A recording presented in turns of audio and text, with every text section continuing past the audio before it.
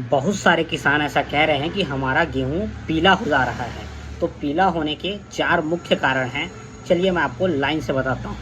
पहला कारण है पोषक तत्वों की कमी होना। यदि आपका पौधा नीचे से पीला होते हुए ऊपर जा रहा है, नीचे उसके जड़ों से पीला होके ऊपर जा रहा है, तो आप समझ लीजिए कि नाइट्रोजन की कमी है। तो आपको प्रति एकड़ 30 से 35 किलो यूरिया का छिड़काव करना है और उसके जस्ट बाद ही आपको NPK 19-19 1 kg का आपको स्प्रे करना है प्रति एकड़ के हिसाब से।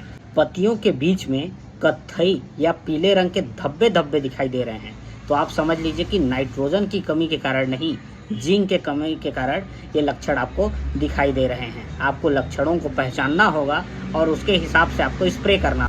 पानी की बहुत ज़्यादा सिंचाई के कारण भी, जल भराव के कारण खेतों में गेहूं पीला हो जाता है और बहुत ज़्यादा सूखने के कारण भी तनाव आते हैं जब जड़ों पे, तब भी पीले हो जाते हैं। ये दूसरा लक्षण आपका हो सकता है। तीसरा लक्षण, यदि आप गेहूं के पौधे को उखाड़ के देखिए, यदि छोटे हरे हरे काले, यदि आपको छोटे कीड़े दिख रहे हैं, आपके पौधे कटे हुए कुतरे हुए दिख रहे हैं, तो आप समझ लीजिए कि इसमें माहो लगा हुआ है, इसमें कीट लगे हुए हैं। तो आपको इसमें हमला का स्प्रे करना है, जिसमें कि क्लोरोफाइरोफॉस होता है। आप यदि इसका स्प्रे करते हैं तो ये कीड़े मर जाएंगे। चौथा लक्षण है जिसको बोलते हैं पीला रतुआ।